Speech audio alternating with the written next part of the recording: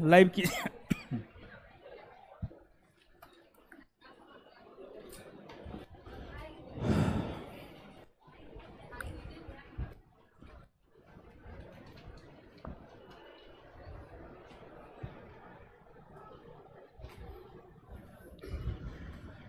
मोना, प्रीति कुमारी, Rocky Thakur,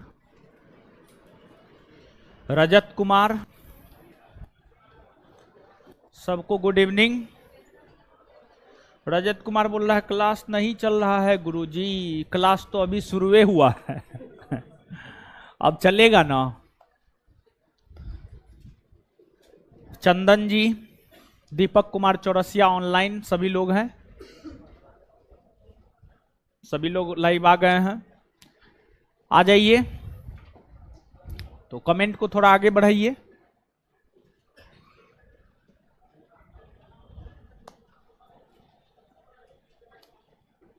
चलिए, सभी को गुड इवनिंग। ज्योति, ममता, नेहा, मुकेश, राकेश, राहुल, अंकित, रविराज, मनीषा, विशाल, सबको गुड इवनिंग। चलिए, क्लास चल रहा है ना जी।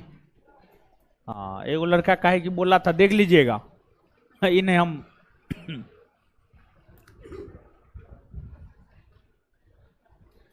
मैथ का क्लास गुरुजी। अच्छा ठीक है, मैथ भी पढ़ाएंगे, हम ही पढ़ाएंगे मैथ रीजनिंगो हम ही पढ़ाएंगे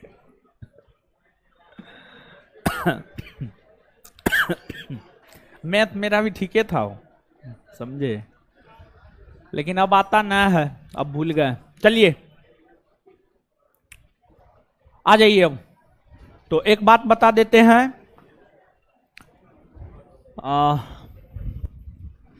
प्राचीन भारतीय इतिहास खत्म होने वाला है, इस सप्ताह में खत्म हो जाएगा। आज एक क्लास होगा, इसके बाद 2 क्लास और होगा। ऐसे तो सामान्य तौर पर और सब बैच में आज जितना पढ़ाएंगे उतना ही पढ़ा करके छोड़ दिए हैं, लेकिन आपके बैच में जो है सब चीज पढ़ा देंगे। इस सप्ताह में प्राचीन भारतीय इतिहास खत्म, ठीक है। अगले सप्ताह सोमवार से मध्यकालीन भारतीय इतिहास की शुरुआत करेंगे, ठीक है। हाँ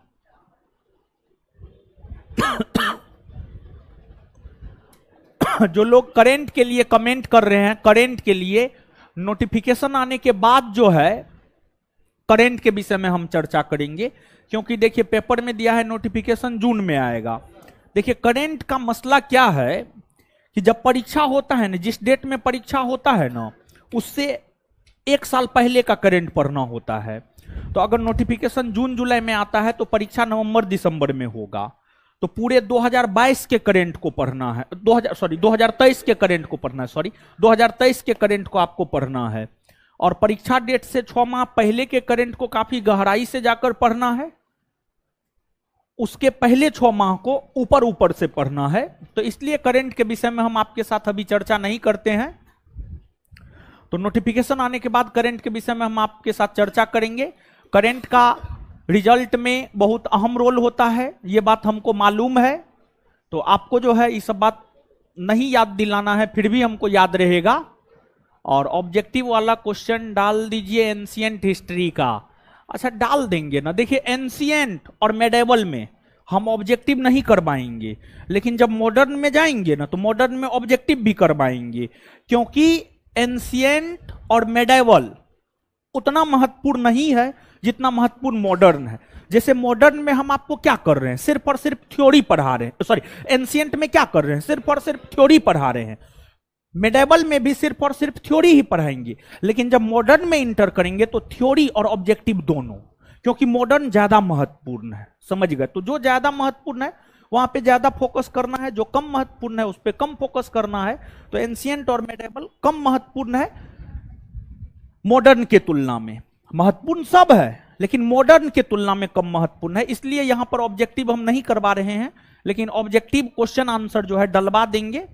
या फिर अगर फाउंडेशन बैच में करवाएंगे तो वो वीडियो हम आप लोग में अपलोड करवा देंगे क्वेश्चन आंसर का। ये जो कहिएगा आप क्वेश्चन आंसर भी करवाएंगे, एंशिएंट मेडिवल में हम नहीं करवाएंगे, ठीक है, एंशिएंट मेडिवल में नहीं करवाएंगे, फालतू का टाइम वेस्ट होगा, सिलेबस भी आगे खींचना है। चलिए अब आ जाइए, अब बात उत हो गया है। सर अभी भी जो क्लास होता है उसका रिकॉर्डेड वीडियो नहीं चलता है, आप एप्लीकेशन को अपडेट कर लीजिए, एकदम चलेगा। स्टूडेंट पढ़िएगा तो काहे नहीं बनिएगा, पढ़िएगा तो हर कोई बन सकता है। सिलेबस चेंज होने वाला है क्या सर? अरे सिलेबस चेंज भी होगा तो यही सब पूछेगा, अकबरे बाबर पूछेगा, आप काहे टेंशन लेते हैं, ठीक है। या फिर सिलेबस अगर चेंज होगा तो देखिए करेगा क्या, जीएस का तो जो सिलेबस है वही पूछेगा। सिलेबस चेंज होगा तो मैथ रीजनिंग थोड़ा सा ज्यादा कर देगा, यही चेंजिंग करेगा और बहुत ज्यादा कुछ नहीं करेगा। ऐसा नहीं कि जो पूछ रहा है वो नहीं पूछेगा बल्कि कुछ और पूछने लगेगा। अरे जो जीएस है, जो इतिहास है, भूगोल है, राज्य व्यवस्था है, जो करंट है वही ना पूछेगा जी। तो सिलेबस चेंज को लेकर के बहुत ज्यादा परेशान होने की जरूरत नहीं है, और सिलेबस चेंज कोई बहुत बड़ा मसला नहीं है, और होगा तो सबके लिए होगा, ऐसा थोड़े कि सिर्फ आपके लिए होगा, सबके लिए होगा। और जब भी किसी भी परीक्षा में सिलेबस चेंज हुआ है ना, तो जो पहला बार परीक्षा होता है, सिलेबस चेंज होने के बाद जो पहला बार परीक्षा होता है वो बहुत आसान होता है, समझ गए, उसका क्वेश्चन बहुत आसान होता है। तो इसलिए बहुत ज्यादा परेशान मत होइए। ऐसे अभी तक तो सिलेबस चेंज होने की कोई जानकारी है नहीं। गुरुजी हमारा क्लास नहीं चल रहा है रोहतास जिला में, काहे कुछ हुआ है क्या? ओ वो थी रामनवमी का कुछ हुआ है क्या? देखिए जानते हैं इसी सब कारण हम क्लास बंद कर दिए थे, डर लगता है। अब इतना घटना हुआ है ना हमारे साथ कि अब हमको घटना होने से डर लगता है तो इसलिए तो ये बात है। चलिए अब आइए, मैथ में 0 है सर, ठीक है हीरो बना देंगे, आप चिंता मत कीजिए। हाँ बिट्टू सर करवाते हैं, बिट्टू सर तो बायोलॉजी में करवाएंगे, केमिस्ट्री में भी करवाएंगे, फिजिक्स में भी करवाएंगे। हम नहीं करवाएंगे, हम सिर्फ मॉडर्न में करवाएंगे, पॉलिटी में करवाएंगे, ज्योग्राफी में करवाएंगे, एंशिएंट मेडिवल नहीं करवाएंगे, उतना जरूरी है नहीं। ये बात आप भी जानते हैं, हम भी जानते हैं, समझ गए, नहीं जानते हैं ये बात। चलिए अब हो गया, आज बहुत बात हो गया। आइए अब पढ़िए।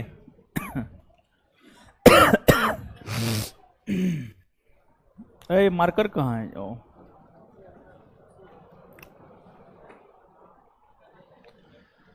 क्या है, क्या है टॉपिक? राष्ट्रकूट, राष्ट्रकूट।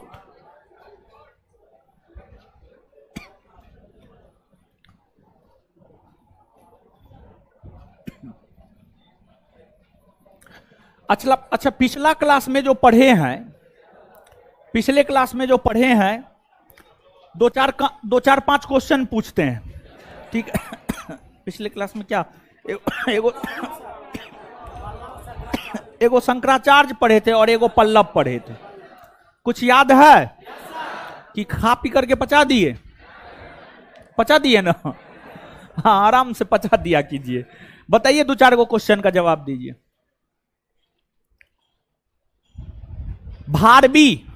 भारबी किसके दरबार में रहता था? सिंह। इसके बाद आगे बताइएगा, किरातार्जुनीयम के रचयिता कौन? भारबी। किरातार्जुनीयम के रचयिता भारबी। मत विलास प्रहसन के रचयिता महेंद्र वर्मन। मत विलास प्रहसन के रचयिता महेंद्र वर्मन प्रथम। चलिए आगे बताइएगा, आगे बताइएगा, किस पल्लव शासक ने पुलकेशिन द्वितीय को पराजित किया? नरसिंह वर्मन प्रथम ने। रथ मंदिर का निर्माण किस शासक के समय काल से होना प्रारंभ? नरसिंह वर्मन प्रथम। इसके बाद कांची में कैलाशनाथ मंदिर का निर्माण किसने करवाया? नरसिंह वर्मन। पल्लव वंश के अंतिम शासक कंप वर्मा। शंकराचार्य ने जो है आपको जो दर्शन दिया है उस दर्शन को क्या कहा जाता है? अद्वैत दर्शन। क्या कहा जाता है? अद्वैत दर्शन। कपट बुद्ध या प्रछन्न बुद्ध किसे कहा जाए? शंकराचार्य का जन्म कहां हुआ था? केरल के कलादी में, केरल के कलादी में हुआ था। इसके बाद आगे बताइएगा कि शंकराचार्य ने भारत के 4 भागों में पीठ स्थापित किया था। उत्तराखंड में बद्रीनाथ पीठ, कर्नाटक में श्रृंगेरी, और इसके बाद जो है गुजरात के द्वारिका में शारदा, ओडिशा के पुरी में गोवर्धन पीठ। यही सब बात न पढ़ाए थे, तो याद तो है आप लोग को, बढ़िया विद्यार्थी हैं आप लोग।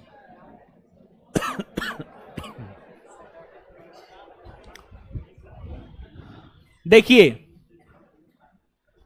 आ जाइए अब बोर्ड पे, पूरा कंसंट्रेट हो जाइए, चीजों को ध्यान से सुनिएगा।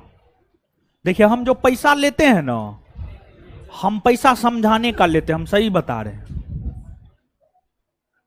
और आगे जो है, हम अपने पे मेहनत कर रहे हैं, समझाने के स्तर में और वृद्धि करने जा रहे हैं। अभी जैसे समझाते हैं उससे बेहतर और समझाएंगे, उसके बाद जो है तब फी बढ़ाएंगे।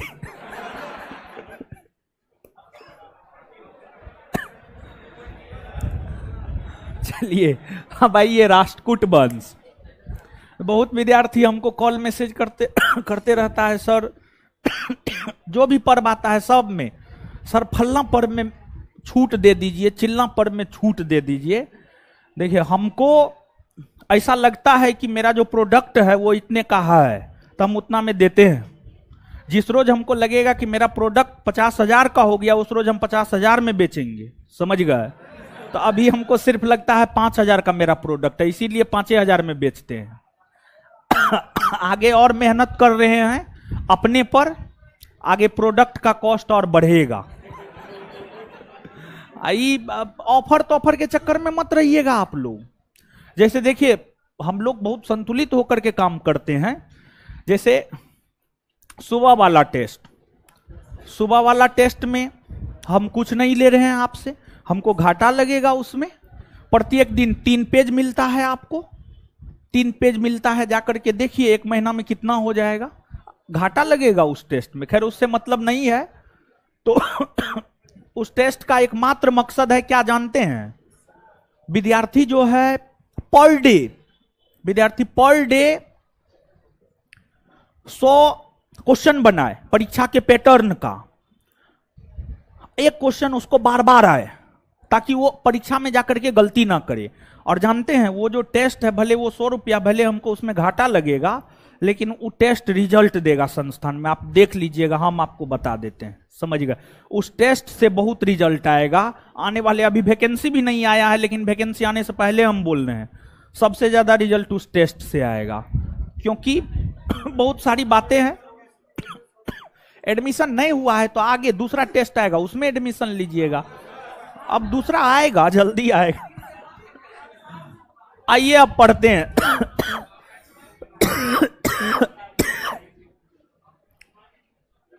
देखिए, आपका सिलेबस कंप्लीट नहीं हुआ है, पहले पूरा कॉन्सेंट्रेट कीजिए सिलेबस कंप्लीट होने का।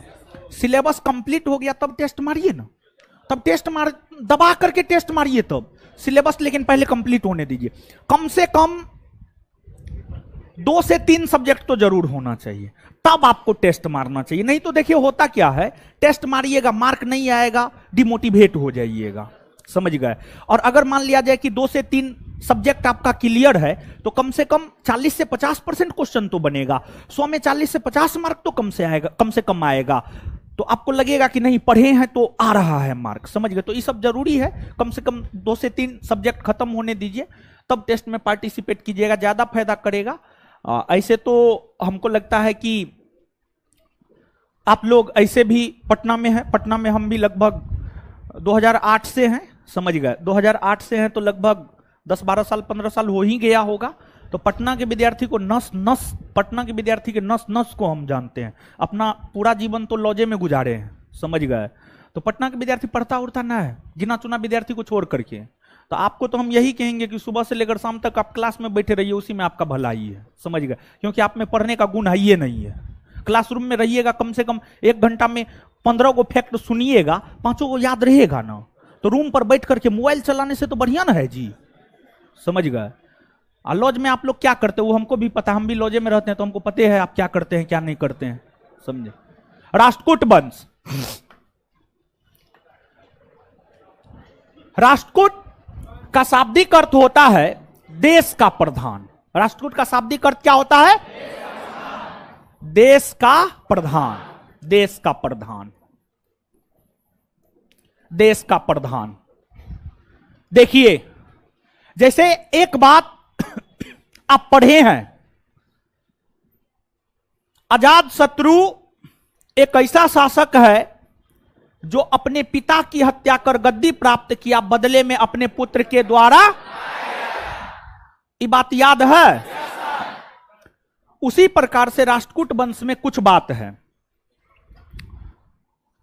राष्ट्रकूट वंश और चालुक्य वंश, राष्ट्रकूट वंश और चालुक्य वंश दोनों को साथ साथ पढ़ेंगे। राष्ट्रकूट वंश एक ऐसा वंश है जो चालुक्यों के शासन को समाप्त कर स्थापित हुआ और बाद में चालुक्यों ने ही राष्ट्रकूट वंश के शासन को समाप्त कर दिया। नहीं समझे होंगे आप, और कुछ लोग जो दिमाग वाले होंगे वो तो समझिए गए होंगे। राष्ट्रकूट वंश एक ऐसा वंश है जो चालुक्यों के शासन को समाप्त कर स्थापित हुआ, अब बाद में चालुक्यों के द्वारा भी राष्ट्रकूटों का विनाश भी किया गया। हम आपको आज से पहले के क्लास में भी ये बात बोले हैं कि राष्ट्रकूटों की जो है कई शाखाएं हैं। मूलतः राष्ट्रकूटों की 3 शाखाएं हैं। कितनी शाखाएं? 3 शाखाएं। राष्ट्रकूट नहीं, चालुक्यों की, सॉरी राष्ट्रकूट नहीं, चालुक्यों की, गलत बोल दिए थे। मूलतः चालुक्यों की जो है 3 शाखाएं हैं। चालुक्यों की कितनी शाखाएं? 3 शाखा। चालुक्यों की जो 3 शाखा है, वातापी का चालुक्य, कल्याणी का चालुक्य, कल्याणी का चालुक्य और वेंगी का चालुक्य, वेंगी का चालुक्य। तो यहां पर आएंगे, यहां पर रोकते हैं, लेकिन उससे पहले राष्ट्रकूटों के विषय में कुछ और आप समझिए, तब उस लाइन को क्लियर करेंगे। आपको चिंता नहीं करना है, हम यही सब बात क्लियर करने के लिए आपके साथ आए हैं। राष्ट्रकूट का शाब्दिक अर्थ देश का प्रधान होता है। जो राष्ट्रकूट शासक हैं, राष्ट्रकूट शासक के अभिलेख मिले हैं, राष्ट्रकूट शासक के अभिलेख मिले हैं। जैसे महान मौर्य सम्राट अशोक के अभिलेख मिले हैं। अशोक के अभिलेख भारत से मिले हैं, पाकिस्तान से मिले हैं, अफगानिस्तान से मिले हैं। उसी प्रकार से राष्ट्रकूटों का भी अभिलेख मिला है, उसी प्रकार से राष्ट्रकूटों का भी अभिलेख मिला है। और राष्ट्रकूटों का अभिलेख कहां से मिला है जानते हैं? कर्नाटक से। कहां से मिला है? कर्नाटक से मिला है। अब राष्ट्रकूटों का अभिलेख कर्नाटक से मिला है, तो इससे क्या पता चलता है? इससे यह पता चलता है कि राष्ट्रकूटों का शासन कहीं ना कहीं कर्नाटक में रहा होगा, और राष्ट्रकूटों का शासन कर्नाटक में ही रहा था, कर्नाटक में ही राष्ट्रकूटों का शासन रहा था। और दूसरी बात यह है कि जब कर्नाटक में राष्ट्रकूटों का शासन था, उस समय बिहार और बंगाल के क्षेत्र में पाल वंश का शासन था। बिहार और बंगाल के क्षेत्र में पाल वंश का शासन था, और उस समय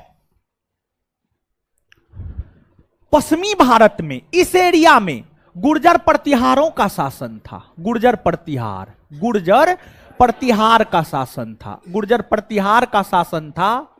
यानी कहने का मतलब यह हुआ कि राष्ट्रकूट, पाल और प्रतिहार, राष्ट्रकूट, पाल और प्रतिहार, ये तीनों राजवंश एक दूसरे का क्या था? समकालीन। ये तीनों राजवंश एक दूसरे का क्या था? समकालीन था। और जो राष्ट्रकूट है, राष्ट्रकूटों की भाषा या राजभाषा कन्नड़ रही है। राष्ट्रकूटों की राजभाषा जो है आपको कन्नड़ रही है। और इस काल में यानी राष्ट्रकूट काल में जिस भाषा का सबसे ज्यादा विकास हुआ था वह आपको कन्नड़ भाषा था। और राष्ट्रकूट काल के ही 3 महान विद्वान थे, पम, पोन और रन्ना। राष्ट्रकूट काल के ही कन्नड़ भाषा के 3 महान विद्वान थे, पम, पोन और रन्ना। पंप, पोन और रन्ना। ये जो पंप, पोन और रन्ना था, इन्हें कन्नड़ साहित्य का त्रिरत्न कहा जाता है। इन्हें कन्नड़ साहित्य का त्रिरत्न कहा जाता है। तो ये राष्ट्रकूट कालीन ही थे और इन विद्वानों के कारण ही राष्ट्रकूट काल में कन्नड़ भाषा का सबसे ज्यादा विकास हुआ। यही कारण है कि इन्हें कन्नड़ साहित्य का त्रिरत्न कहा जाता है। और दूसरी बात, जो राष्ट्रकूट शासक हुए, राष्ट्रकूट शासक, कुछ शासक ऐसे हुए जिन्होंने शैव धर्म को अपनाया, कुछ शासक ऐसे हुए जिन्होंने बौद्ध धर्म को अपनाया, कुछ शासक ऐसे हुए जिन्होंने जैन धर्म को अपनाया, कुछ शासक ऐसे हुए जिन्होंने वैष्णव धर्म को अपनाया। मतलब राष्ट्रकूट वंश के सभी शासकों के विषय में एक मुश्त कुछ भी नहीं कहा जा सकता है कि राष्ट्रकूटों ने किस धर्म को संरक्षण प्रदान किया, राष्ट्रकूट शासकों ने किस धर्म को संरक्षण प्रदान किया, एक मुश्त कुछ भी नहीं कहा जा सकता है। जैसे कि हम लोग अन्य राजवंशों के विषय में जाकर कह देते हैं, बोल देते हैं, याद कर लेते हैं। गुप्त शासकों ने वैष्णव धर्म को अपनाया, संगमकालीन राजवंश के शासकों ने ब्राह्मण धर्म। इसके बाद जो है 9वीं से 12वीं सदी के चोल शासकों ने शैव धर्म को अपनाया। लेकिन राष्ट्रकूटों के विषय में, राष्ट्रकूट शासकों के विषय में किसी भी धर्म को लेकर स्पष्टता पूर्वक आप ये नहीं कह सकते हैं कि राष्ट्रकूट शासक ने फलना धर्म को ही अपनाया, एकदम नहीं कह सकते हैं। बल्कि अलग अलग राष्ट्रकूट शासकों ने जो है अलग अलग धर्म को अपनाने का काम किया था, इसी वजह से कोई भी धर्म आप नहीं कह सकते। लेकिन फिर भी अगर पूछ दिया जाए, किसी एक को टिक करना हो, तो हमको लगता है शैव धर्म को मारना ज्यादा बेटर होगा। शैव धर्म को मारना जो है आपको ज्यादा बेटर होगा। और महाराष्ट्र में एलोरा की गुफा का नाम आप सुने हैं। महाराष्ट्र में एलोरा की गुफा है, अजंता की गुफा है, ये सब गुफा महाराष्ट्र में है। महाराष्ट्र के भीतर जो एलोरा की गुफा है, जिसमें आपको कई सारे चित्र आपको बनाए गए हैं, कई सारे शैलकृत स्थापत्य चित्र उसमें देखने को मिलते हैं। महाराष्ट्र की एलोरा की गुफाओं में बनाए गए चित्र मुख्यतः राष्ट्रकूट कालीन ही है। और राष्ट्रकूट वंश के शासकों ने अलग अलग धर्म को अपनाया और इसलिए एलोरा की गुफाओं में अलग अलग धर्म के ईश्वर की प्रतिमा वहां पर देखने को मिलती है। यही कारण है कि एलोरा की गुफा का संबंध हिंदू धर्म से भी है, बौद्ध धर्म से भी है, जैन धर्म से भी है। तो एलोरा की गुफा का संबंध किसी एक धर्म से नहीं है, बल्कि एलोरा की गुफा का संबंध जो है हिंदू, बौद्ध, जैन तीनों से है। इस बात को भी जो है आप स्पष्टता पूर्वक याद रखिएगा।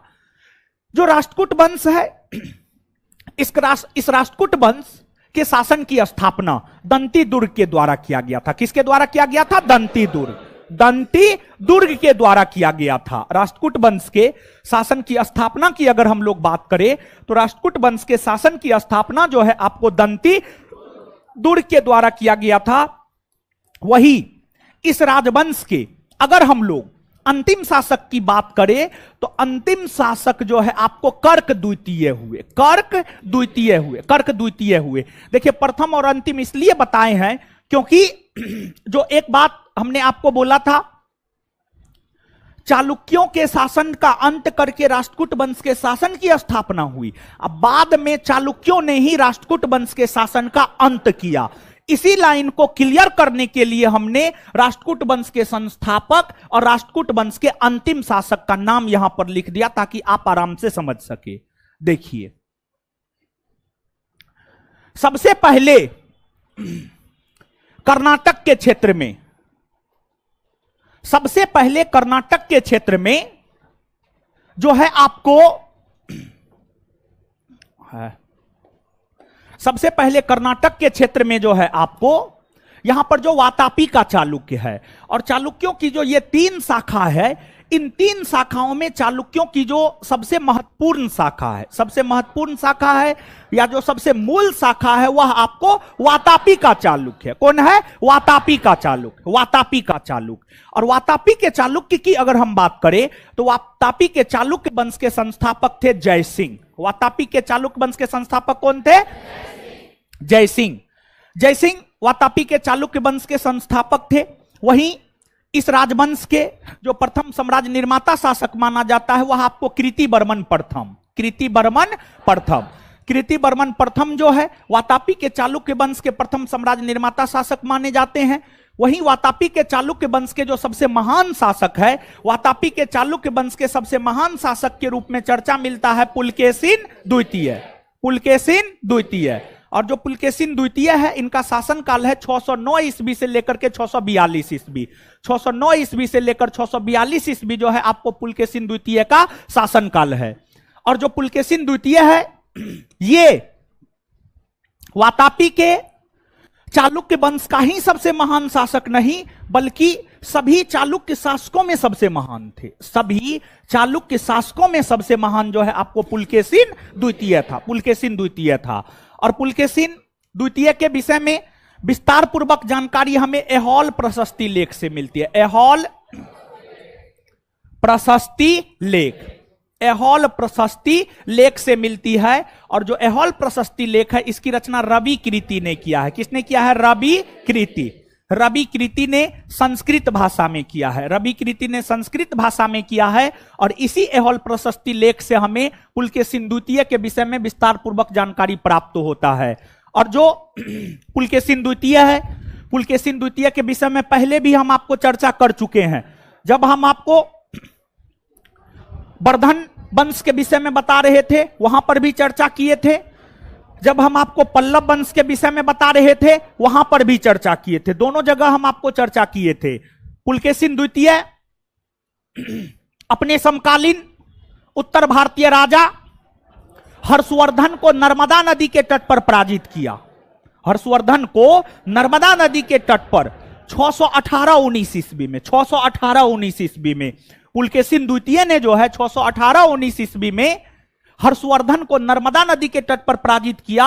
और इस उपलक्ष्य में पुलकेशिन द्वितीय ने परमेश्वर की उपाधि, दक्षिणापथ पथेश्वर की उपाधि धारण की थी। और पुलकेशिन द्वितीय ने ही उत्तरा पथपति की उपाधि हर्षवर्धन को प्रदान की थी। उत्तरा पथपति की उपाधि हर्षवर्धन को प्रदान की थी। और पुलकेशिन द्वितीय ने हर्षवर्धन को यह कहा, आप विंध्याचल पर्वत के उत्तर में रहिए, हम आपको कोई क्षति नहीं पहुंचाएंगे, लेकिन आप हमको यह भरोसा दीजिए कि आप विंध्याचल पर्वत के दक्षिण में नहीं आएंगे, आप विंध्याचल पर्वत के दक्षिण में नहीं आएंगे। और हर्षवर्धन तो पुलकेशिन द्वितीय से पराजित होइल था। और जब पराजित होइल था तो हर शर्त हर्षवर्धन को मानना पड़ा था, हर शर्त हर्षवर्धन को मानना पड़ा था। और हर्षवर्धन हर शर्त को माना। और जब तक पुलकेशिन द्वितीय जीवित रहे हर्षवर्धन दोबारा दक्षिण भारत की ओर आंख उठा करके भी नहीं देखा। लेकिन पुलकेशिन द्वितीय के निधन होने के कुछ ही वर्षों के बाद तो हर्षवर्धन का भी निधन हो गया। पुलकेशिन द्वितीय का निधन जहां 642 ईस्वी में हुआ वहीं हर्षवर्धन का निधन 647 ईस्वी में हो गया, 647 ईस्वी में हो गया। तो हर्षवर्धन उसके बाद जो है जब इनके साथ युद्ध हुआ और इनसे पराजय का मुंह देखना पड़ा तो फिर हर्षवर्धन दोबारा जो है दक्षिण भारत की ओर कभी भी रुख नहीं किया था। दक्षिण भारत का अभियान उन्होंने फिर कभी दोबारा नहीं किया। एक बात तो यह है कि पुलकेशिन द्वितीय ने उत्तर भारत के राजा हर्षवर्धन को नर्मदा नदी के तट पर पराजित किया। दूसरी बात, यह है कि पुलकेशिन द्वितीय का संघर्ष पाल शासकों के साथ भी हुआ था, पल्लव शासकों के साथ भी होता है, पाल नहीं, पल्लव शासक। किसके साथ? पल्लव। किसके साथ? तो पुलकेशिन द्वितीय का संघर्ष पल्लव शासक के साथ भी हुआ था। सबसे पहले इनका संघर्ष महेंद्र वर्मन प्रथम के साथ हुआ और इन्होंने महेंद्र वर्मन प्रथम को पराजित किया। अब बाद में जाकर इनका संघर्ष पल्लव शासक नरसिंह वर्मन प्रथम के साथ हुआ। लेकिन नरसिंह वर्मन प्रथम के साथ जब 642 ईस्वी में संघर्ष हुआ था तो उसमें नरसिंह वर्मन प्रथम ने इनको पराजित किया और इनकी हत्या कर दी, इनकी हत्या कर दी और इनके पीठ पर वातापी कोंड की उपाधि लिखी, वातापी कोंड नामक शब्द लिखा, वातापी कोंड नामक शब्द लिखा। कुछ याद आया? वहां पर भी बोले थे। 3 बात इनके विषय में याद रखिएगा, यहां पर पुनः बोल रहे हैं। ये तीनों पॉइंट इनके विषय में याद रखिएगा। एक बात यह, पुलकेशिन द्वितीय ने हर्षवर्धन को नर्मदा नदी के तट पर पराजित किया। दूसरा, पुलकेशिन द्वितीय ने पल्लव शासक महेंद्र वर्मन प्रथम को 630 ईस्वी में पुल्लूर के युद्ध में पराजित किया। और तीसरा बात, पुलकेशिन द्वितीय को 642 ईस्वी में नरसिंह वर्मन प्रथम ने पराजित किया। नरसिंह वर्मन प्रथम ने, बात समझ में आया? है? ये तीनों पॉइंट याद रखिएगा ना। इसके बाद ये जो वातापी का चालुक्य वंश है, वातापी के चालुक्य वंश के जो अंतिम शासक है, वातापी के चालुक्य वंश के अंतिम शासक के तौर पर चर्चा मिलता है कृति वर्मन द्वितीय का। किसका चर्चा मिलता? कृति वर्मन द्वितीय। तो वातापी के चालुक्य वंश के जो अंतिम शासक कृति वर्मन द्वितीय थे, कृति वर्मन द्वितीय के अधीन ही सामंत के तौर पर काम दंती दुर्ग करता था। सामंत के तौर पर काम कौन करता था? दंती दुर्ग। वातापी के चालुक्य वंश के अंतिम शासक कृति वर्मन द्वितीय के सामंत के तौर पर ही काम कौन करता था? दंती दुर्ग। और दंती दुर्ग ने कृति वर्मन द्वितीय की हत्या कर दी। दंती दुर्ग ने कृति वर्मन द्वितीय की हत्या कर दी और कृति वर्मन द्वितीय की हत्या करके दंती दुर्ग ने वातापी के चालुक्य वंश के स्थान पर राष्ट्रकूट वंश के शासन की नींव डाली। राष्ट्रकूट वंश के शासन की नींव डाली। यह बात तो आपको समझ में आ गया होगा। अब आगे राष्ट्रकूटों के विषय में जानिए और फिर अंतिम शासक पर आएंगे, तब क्या हुआ आगे हम चर्चा करेंगे। ठीक है? यहां तक बात समझ में आ रहा है? यहां तक कोई दिक्कत नहीं ना है? यहां तक चीजों को याद कर ले, है? याद कर लेते। ध्यान से देखिए, देखिए जब हम पढ़ते थे ना, जब हम पढ़ते थे, अब भी पढ़ते हैं, तो सबसे पहले एक बार जो है ऐसे रीडिंग मार देते थे। दिमाग में आया नहीं आया उससे कोई मतलब नहीं, ऐसे रीडिंग मार दिए बोल करके, आम इमली कटहर लीची जो भी है। फिर जब दूसरा बार पढ़ते थे तब थोड़ा सा सोच करके पढ़ते थे। ठीक है? थोड़ा सा सोच करके पढ़ते थे। और फिर जब तीसरा बार पढ़ते थे तो याद करने के उद्देश्य से पढ़ते थे। तीसरा बार जब पढ़ते थे तो याद करने के उद्देश्य से पढ़ते थे और 3 बार में याद हो जाता था। समझ गए? तो आप लोग जो है जब क्लास आते हैं ना, देखिए आपका सब चीज जो है ना आपके एटीट्यूड के ऊपर निर्भर करता है। एटीट्यूड आपके भीतर होनी चाहिए, ये जरूरी है। समझिए, एकदम जरूरी है ये। हम क्लास में इससे पहले भी बोले होंगे और आज भी बोल रहे हैं, कुछ ऐसी बातें होती है जो क्लास में बार बार बोलने लायक होती है। आप क्लास इस एटीट्यूड के साथ आइए या क्लास इस एटीट्यूड के साथ कीजिए। ऑनलाइन वाले लोग आप लोग को भी बोल रहे हैं, ऐसा नहीं कि आप लोग को नहीं बोल रहे हैं, कि आज जो क्लास में होगा वो समझ करके याद करके जाना है। ये एटीट्यूड आपके भीतर होनी चाहिए। समझ गए? लेकिन ऐसा एटीट्यूड के साथ मुश्किल से 10 से 20% विद्यार्थी आते होंगे, बाद बाकी आया राम गया राम। समझ गए? हाँ क्लास है, पैसा दिए हैं मास्टरवा को, चले जाते हैं, मास्टरवा पे एहसान कर देते हैं। समझ गए? इससे मेरा थोड़े कुछ होगा, मेरा कुछ नहीं होगा। समझ गए? इससे बिगड़ेगा आप ही का। अच्छा, मम्मी कसम, मम्मी कसम। कौन कौन लोग इस एटीट्यूड के साथ आते हैं कि क्लास में जाएंगे, समझेंगे, समझ के याद करके लौटेंगे? कौन कौन लोग इस एटीट्यूड के साथ सच में आते हैं? मम्मी कसम है, मम्मी कसम है। हाथ खड़ा कीजिए तो। है कुछ लोग तो है, चलिए कुछ लोग हैं, लेकिन सबसे रिक्वेस्ट करेंगे कि आप इसी के साथ क्लास आइए। और दूसरी बात ये भी रिक्वेस्ट करेंगे, यहां पर देवी महारानी लोग हैं और देवता लोग भी है, समझ गए? आप लोग रेगुलर क्लास नहीं करते हैं, दिक्कत यही है, समझ गए? कभी आप लोग को देखते हैं, कभी इसको देखते हैं तो उसको नहीं, उसको देखते हैं तो इसको नहीं, समझ गए? बस कुछ ही लोग रेगुलर हैं। हल्ला काहे कर रहे? हल्ला मत कीजिए,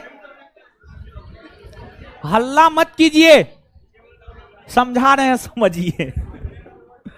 तो क्लास रेगुलर कीजिए। देखिए, जीवन में आप अपने काम का बंटवारा दो भाग में कर लीजिए। एगो बहुत जरूरी काम, एगो जरूरी काम। जो बहुत जरूरी काम है उसको एकदम कीजिए, जो जरूरी काम है उसको कीजिए भी, नहीं कीजिए भी, ठीक है? जैसे पढ़ना आपके लिए सबसे जरूरी काम है, पढ़िए। टाइम मिले तो नहा लीजिए, नहीं टाइम मिले नहीं नहाइए, लेकिन पढ़िए जरूर और सोइए जरूर। पढ़िए जरूर और सोइए जरूर और खाना भी खाइए जरूर। बस ये तीन गो काम जो है ना, महत्वपूर्ण में रख लीजिए। और ये तीन के अलावा अन्य सभी काम कम महत्वपूर्ण में रखिए, सेकेंडरी में रखिए। उसको करना भी है, नहीं भी करना, लेकिन ये तीन काम जरूर करना है: पढ़ना, खाना, सोना। चौथा कुछ नहीं। चलिए, अब बतियाना नहीं है, आइए याद कीजिए। अब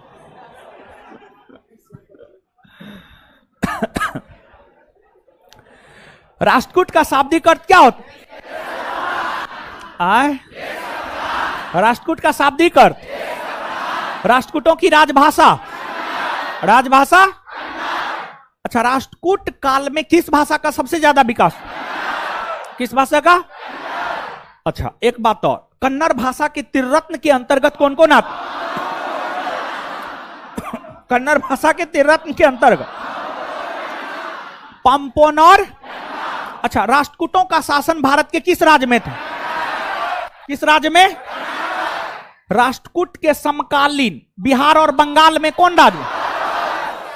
मध्य प्रदेश, राजस्थान में गुर्जर यानी पाल, गुर्जर, प्रतिहार, ये सब राष्ट्रकूटों का समकालीन था ना? वो है? हाँ था। इसके बाद आगे बताइएगा, चालुक्य वंश। चालुक्यों की मूलतः कितनी शाखा है? कितनी शाखा है? पहला, सबसे महत्वपूर्ण और मूल शाखा, सबसे महत्वपूर्ण और मूल शाखा वातापी के चालुक्य वंश के संस्थापक, वातापी के चालुक्य वंश के संस्थापक, प्रथम साम्राज्य निर्माता शासक, प्रथम साम्राज्य निर्माता शासक, वातापी के चालुक्य वंश के सबसे महान शासक, सबसे महान शासक। इसका शासनकाल कब से कब तक? पुलकेशिन द्वितीय का शासनकाल कब से कब तक? 609 से 600। पुलकेशिन द्वितीय के विषय में विस्तार पूर्वक जानकारी कहां से प्राप्त? एहोल। इसके रचयिता कौन है? रचयिता कौन है? अच्छा, रवि कीर्ति ने एहोल प्रशस्ति लेख किस भाषा में लिखा? किस भाषा में? अच्छा, पुलकेशिन द्वितीय ने उत्तर भारत के किस शासक को पराजित? हर्ष। पुलकेशिन द्वितीय ने उत्तर भारत के किस शासक को पराजित किया? हर्ष। और पल्लव वंशी किस शासक को पराजित किया? महेंद्र वर्मन। और पल्लव वंशी किस शासक से पराजित हुआ? नरसिंह वर्मन। नरसिंह वर्मन। और वातापी के चालुक्य वंश के अंतिम शासक कीर्ति वर्मन। कीर्ति वर्मन। कीर्ति वर्मन द्वितीय की हत्या किसने कर दी? दंती। और दंती दुर्ग ने वातापी के चालुक्य वंश के स्थान पर किस वंश के शासन की? कौन वंश? अर्थात राष्ट्रकूट वंश के संस्थापक, संस्थापक दंती, इतना बात समझ में आ गया। चलिए अब आ जाइए आगे। दंती दुर्ग, दंती दुर्ग ने जब राष्ट्रकूट वंश की स्थापना कर ली, राष्ट्रकूट वंश की स्थापना करने के बाद दंती दुर्ग ने अपनी राजधानी मलाजखंड या मान्यखेत, कर्नाटक में पड़ता है, कर्नाटक में पड़ता है। दंती दुर्ग ने अपनी राजधानी मलाजखंड कहिए या मान्यखेत कहिए, दोनों एक ही बात है। मान्यखेत या मलाजखंड, मलाजखंड, हाँ ठीक है, ठीक है, मलाजखंड होगा। वो टाइपिंग एरर है, ठीक है, टाइपिंग एरर है, हम सुधार करवा देंगे, आप लोग चिंता मत कीजिए, आप लोग समझिए यहां पर, ठीक है। दंती दुर्ग ने अपनी राजधानी मान्यखेत को बनाकर शासन प्रशासन करना शुरू किया। इन्होंने मालवा का अभियान किया, मालवा, मालवा का इन्होंने अभियान किया। और मालवा जो है मध्य प्रदेश में पड़ता है। कहां पड़ता है? मध्य प्रदेश में मालवा पड़ता है। इन्होंने यानी दंती दुर्ग ने मालवा का अभियान किया और मालवा का अभियान करके इन्होंने मालवा को जीत लिया और मालवा को जीत करके अपने साम्राज्य में मिला लिया। मालवा को जीतने के उपलक्ष्य में, मालवा को जीतने के उपलक्ष्य में दंती दुर्ग ने एक महादान यज्ञ का आयोजन करवाया। दंती दुर्ग ने एक महादान यज्ञ का आयोजन करवाया, जिस महादान यज्ञ को हिरण्य गर्भ यज्ञ भी कहा जाता है। हिरण्य गर्भ यज्ञ, हिरण्य गर्भ यज्ञ कहा जाता है। तो मालवा को जीत करके इन्होंने एक यज्ञ का आयोजन करवाया जिसे हिरण्य गर्भ यज्ञ कहा जाता है। और जो हिरण्य गर्भ यज्ञ है, इस यज्ञ में द्वारपाल के भूमिका को अदा गुर्जर प्रतिहार वंश के शासकों ने किया। इसका क्या मतलब हुआ? देखिए, द्वारपाल, द्वारपाल का मतलब होता है एक प्रकार से राजकीय दुर्ग को संरक्षण देने वाला, राजकीय दुर्ग को संरक्षण देने वाला। मतलब जो राष्ट्रकूटों का अपना साम्राज्य फैला हुआ था, उस साम्राज्य के गेट पर, समझ गए, उस साम्राज्य के गेट पर जो है सुरक्षा का काम गुर्जर प्रतिहार वंश के शासकों ने किया था। यानी राष्ट्रकूटों के लिए बॉडीगार्ड के तौर पर काम, एक प्रकार से कहिए बॉडीगार्ड के तौर पर काम, ठीक है। बॉडीगार्ड के तौर पर काम जो है आपको किसने किया? तो बॉडीगार्ड के तौर पर काम जो है आपको गुर्जर प्रतिहारों ने किया था। बॉडीगार्ड के तौर पर काम गुर्जर प्रतिहारों ने किया था, समझ गए। तो हिरण्यगर्भ यज्ञ का आयोजन दंती दुर्ग ने करवाया और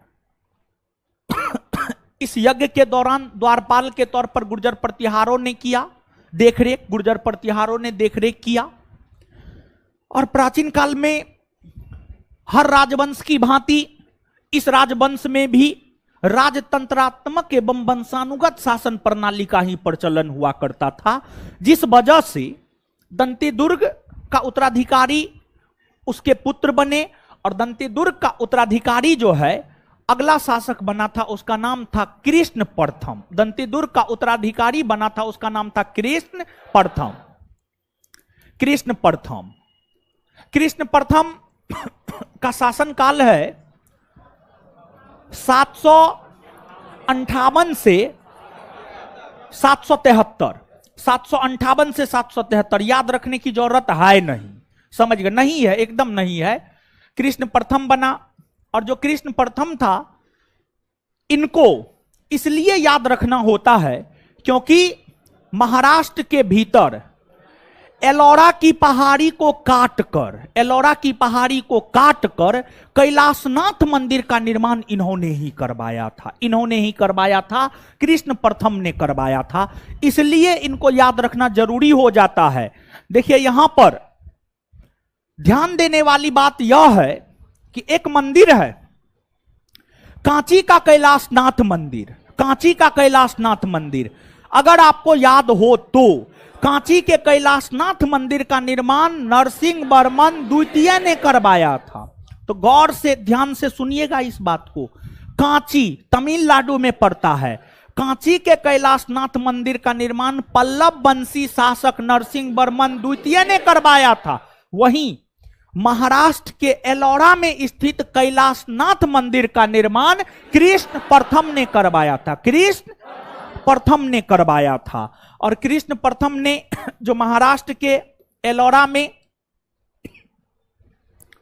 कैलाशनाथ मंदिर का निर्माण करवाया था, ये सब बात स्पष्ट होते जा रहा है ना, कोई कंफ्यूजन नहीं हो रहा है। देखिए बार बार एक चीज को 2 बार 3 बार इस वजह से बोल देते हैं क्योंकि कंफ्यूजन हो जाता है। ये तो कैलाशनाथ मंदिर यहां भी है, नरसिंह वर्मन द्वितीय भी यहां भी है, यहां पर कृष्ण प्रथम है, तो वो कांची तमिलनाडु का है, ये महाराष्ट्र के एलोरा का है, दोनों अलग अलग स्थान का है। समझ गए, दोनों अलग अलग स्थान का है। कांची का कैलाशनाथ मंदिर दरबीर शैली में बना हुआ है, ये मंदिर बेसर शैली में बना हुआ है। कौन शैली में? बेसर शैली में बना हुआ है। तो एलोरा के कैलाशनाथ मंदिर का निर्माण कृष्ण प्रथम ने करवाया, जो कि बेसर शैली में निर्मित है, बेसर शैली में निर्मित है। इसके बाद इस राजवंश के एक महान शासक हुए ध्रुव या धारावर्ष। इस राजवंश के एक महान शासक हुए ध्रुव, जिन्हें धारावर्ष के नाम से भी जाना जाता है, धारावर्ष के नाम से भी जाना जाता है। और इनका शासनकाल है 1780 से 1780 नहीं 780 से 780 से 793 780 से 793। इसके भी शासनकाल को याद रखने की कोई जरूरत नहीं, एकदम जरूरत नहीं है इसके भी शासनकाल को याद रखने की।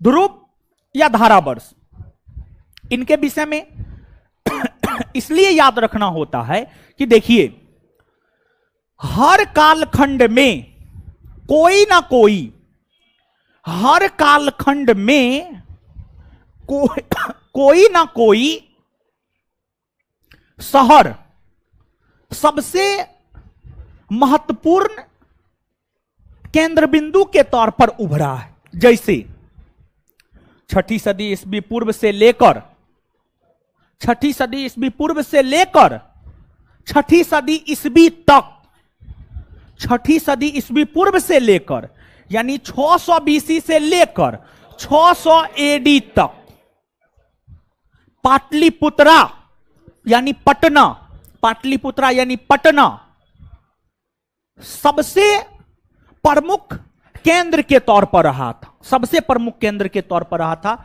इस अवधि के दौरान हर्यक वंश से लेकर गुप्त वंश के शासकों ने शासन किया। इस अवधि के दौरान हर्यक वंश से लेकर के गुप्त वंश के शासकों ने शासन किया था। और हर राजवंश के शासकों की राजधानी जो है आपको पाटलिपुत्रा ही हुआ करती थी। हर राजवंश के शासकों की राजधानी कहां? पाटलिपुत्रा। आज के डेट में सबसे प्रमुख शहर दिल्ली है, दिल्ली के बाद मुंबई है, मुंबई के बाद कोलकाता है, फिर चेन्नई है, फिर पटना है, बंगलुरु है, अन्य शहर है। उसी प्रकार से 8वीं सदी में, उसी प्रकार से जो है 8वीं सदी में 8वीं सदी में सबसे प्रमुख शहर हुआ करता था कन्नौज। कौन हुआ करता था? और कन्नौज कहां है? उत्तर प्रदेश में। कहां है? उत्तर प्रदेश में। तो 8वीं सदी का सबसे प्रमुख शहर कन्नौज हुआ करता था। और इस कन्नौज पर अधिकार करने को लेकर राष्ट्रकूट, पाल, प्रतिहार, राष्ट्रकूट, पाल, प्रतिहार, तीनों राजवंश आपस में लड़ झगड़ रहा था। तीनों राजवंश आपस में लड़ झगड़ रहा। जैसे कि आप देखते होंगे कि गांव घर में देखते होंगे कि मां पिताजी का जो संपत्ति होता है, मां पिताजी के जीवन के अंतिम काल में हम लोग उस संपत्ति को लेकर जो है समझ गए आपस में लड़ते झगड़ते रहते हैं। समाज में सामान्य तौर पर यह चीज आपको देखने को मिलेगा। लेकिन आप इस बात को ध्यान में रखिएगा कि जो है कुछ भी आपके साथ जाएगा नहीं जाएगा, कुछ साथ नहीं जाता है। ठीक है, नंगा आए हैं इस पृथ्वी पर, जब आप पैदा हुए होंगे तो नंगा पैदा हुए होंगे और नंगा आप जाइएगा। समझ गए? सिर्फ और सिर्फ जो रह जाता है इस पृथ्वी पर आपका, वो कर्म है। क्या है? कर्म है। कर्म ही रह जाता है। इसलिए कर्म अच्छा कीजिए, काम अच्छा कीजिए। समझ गए? और धन संपत्ति को लेकर के गांव घर में, हम भी ग्रामीण पृष्ठभूमि से आते हैं, गांव घर में देखते हैं बीत भर जमीन के लिए, ज्यादा नहीं, ये जो कहिएगा 2 कट्ठा 4 कट्ठा 5 कट्ठा ना, बीत भर जमीन के लिए एक दूसरे का कान कपार फोड़ देता है। समझ गए? हाँ, तो ये सब आप लोग समझदार हैं। आप लोग जब जान रहे हैं ना कुछ लेकर आए हैं ना कुछ लेकर के जाएंगे, तो यहां पर इस फौनी दुनिया के लिए, नकली दुनिया के लिए और नकली चीजों के लिए मारपीट किस चीज का? समझ गए? तो नहीं करना है। भाई भाई में तो एकदम नहीं करना है। अरे आप समझिए, समझ गए? अरे दूसरे को दीजिए, दूसरे को दान कीजिए ना, बहुत आ जाएगा आपको। चलिए, आए क्या बोल रहे हैं? क्या बोल रहे हैं? फी नहीं बढ़ा है, फी बढ़ा दे।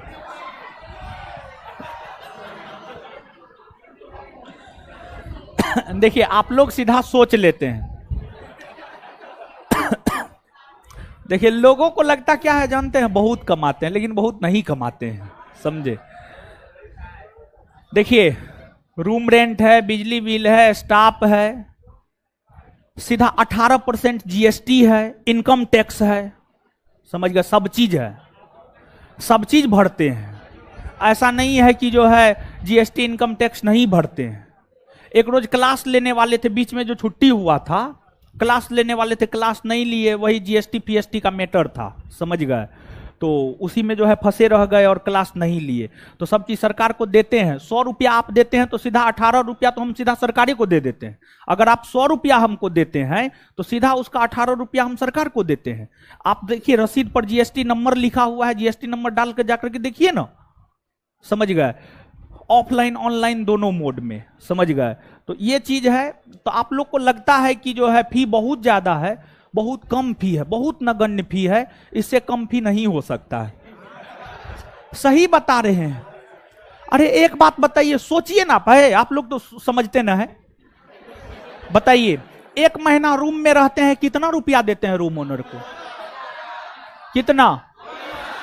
1500 से 2000।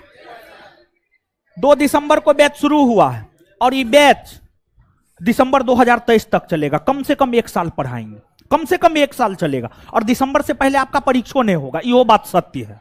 समझ गए? 1 साल कम से कम पढ़ाएंगे। आप अगर मान लिया जाए 5000 कोई दिए नहीं है, 4000, 4500, 3500, 3000 या बहुत 5000 भी दिए हैं। अच्छा, आप 5000 दिए हैं तो 5000 भागा 12 कीजिए तो कितना होता है? 5000 भागा 12 कीजिए, कितना होगा? कितना? 400 रुपया ना। मंथली मात्र 400 रुपया ले रहे हैं। क्या ले रहे हैं बताइए? इस बिल्डिंग का पूरा बिल्डिंग लिए हुए हैं, पूरा बिल्डिंग लिए हुए हैं। सिर्फ इस बिल्डिंग का रेंट है 5 लाख रुपया। फिर किसान कोल्ड स्टोर है, वहां का रेंट है 4 लाख रुपया। 4 लाख समथिंग है, लेकिन 4 लाख हम बोल रहे हैं। 10 लाख रुपया तो पर माह हम रेंट देते हैं जी। फिर बिजली बिल आता है एक सेंटर से कम 1 लाख के आसपास का बिजली बिल आता है। 2 सेंटर से कम 2 लाख के आसपास बिजली बिल आता है। जोड़िए ना महाराज, आप लोग फालतू का हमसे जुड़वाइए मत, हमको हाथ पे सब चीज जोड़ा हुआ है। सब चीज काट कूट करके कितना बचता है जानते हैं? बस जितना हम जीवन यापन कर ले तो उतने बचता है।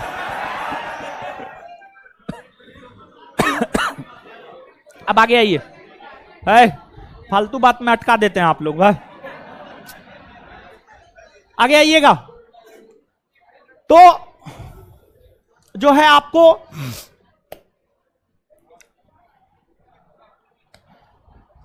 जो है कन्नौज 8वीं सदी का सबसे प्रमुख शहर कन्नौज था। और कन्नौज को लेकर ये तीनों राजवंश आपस में लड़ झगड़ रहा था। कन्नौज को लेकर इन तीनों राजवंश के बीच जो संघर्ष हो रहा था, इस संघर्ष को त्रिपक्षीय संघर्ष कहा गया। कन्नौज को लेकर जो इन तीनों राजवंश के बीच संघर्ष हो रहा था, इसे त्रिपक्षीय संघर्ष क्या कहा गया? क्या कहा गया? त्रिपक्षीय संघर्ष। और यह जो संघर्ष है, इस संघर्ष की शुरुआत गुर्जर प्रतिहारों ने किया। सबसे ज्यादा बार इस संघर्ष में जीत राष्ट्रकूटों की हुई, सबसे ज्यादा बार हार पाल वंश के शासकों की हुई। लेकिन अंतिम तौर पर इस संघर्ष में जिसकी जीत हुई वह था गुर्जर प्रतिहार। एक बार फिर से सुनिएगा। 8वीं सदी का जो सबसे प्रमुख शहर कन्नौज था, इस कन्नौज को लेकर के पाल, प्रतिहार और राष्ट्रकूट, इसको याद रखने का ट्रिक है पापर। पा से पाल, प से प्रतिहार, र से राष्ट्रकूट। इन तीनों के बीच यह संघर्ष हुआ। यह संघर्ष लगभग 100 वर्षों तक चला था और इस संघर्ष में राष्ट्रकूट वंश के कई शासकों ने, पाल वंश के कई शासकों ने और गुर्जर प्रतिहार वंश के भी कई शासकों ने भाग लिया था।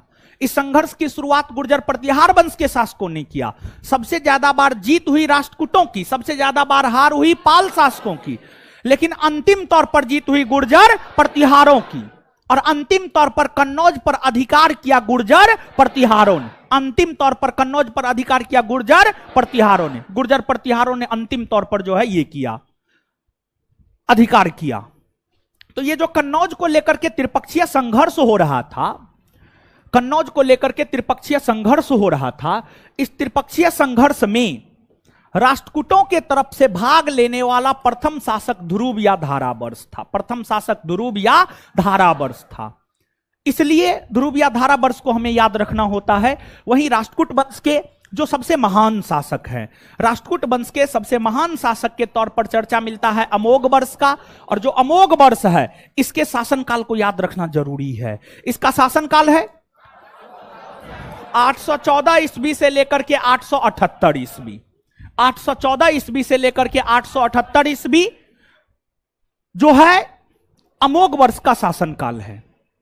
और अगर अमोघ वर्ष की हम लोग बात करें तो जो अमोघ वर्ष है यह आपको जैन धर्म को मानता था। जो अमोघ वर्ष है यह कौन धर्म को मानता था? जैन धर्म को मानता था। और बहुत विद्वान व्यक्ति था ये। इन्होंने कन्नड़ भाषा में कविराज मार्ग नामक ग्रंथ की रचना की थी। इन्होंने कन्नड़ भाषा में, कौन भाषा में? कन्नड़ भाषा में जो है आपको कविराज मार्ग नामक ग्रंथ की रचना जो है इन्होंने कन्नड़ भाषा में की थी। इसके बाद विद्वान तो थे ही, कई सारे विद्वानों को इन्होंने संरक्षण प्रदान किया था, जैसे कि जिनसेन, महावीराचार्य,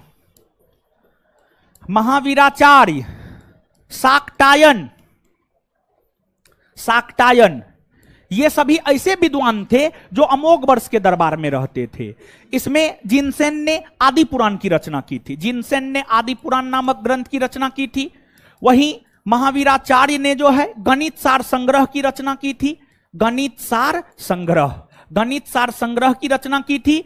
और इसके बाद जो है शाक्टायन ने अमोघ वृत्ति की रचना की थी।